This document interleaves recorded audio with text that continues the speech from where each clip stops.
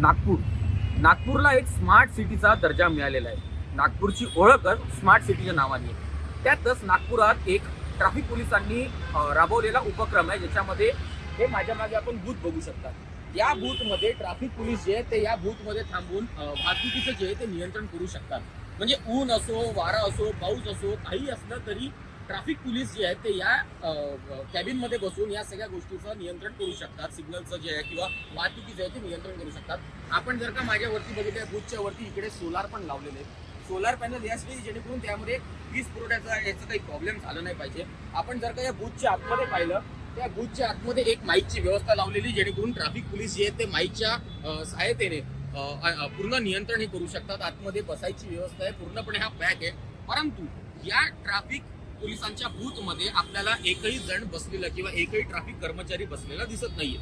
आता हे जे ट्रॅफिक बूथ जे बनवलेले आहेत, हे बनवलेले आहेत पूर्ण नागपूरकरांच्या किंवा जनतेचा जो कराचा पैसा असतो त्या कराच्या पैशातून आकारलेले सर्व बूथ आहेत. नागपुरातील असंख्य चौकामध्ये हे बूथ आपल्याला पाहायला मिळतात.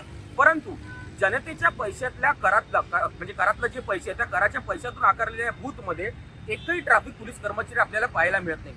काही दिवसाआधी आपण ट्रॅफिक पोलीस कर्मचारी किंवा ट्रॅफिक पोलीस जे आहेत नागपूरचे त्यांच्या इंस्टाग्राम पेजवरती पाहिलं असेल की याच्यामध्ये नियमितरित्या पोलीस कर्मचारी, ट्रॅफिक पोलीस कर्मचारी जे आहेत ते बसून ट्रॅफिकचं नियंत्रण करतायत, हे त्यांनी आपल्या पोस्टद्वारे दाखवलेलं होतं. परंतु आज ही वास्तव आहे. आपण बघू शकता, आजही आपण आहोत नागपूरच्या अलंकार चौकामध्ये.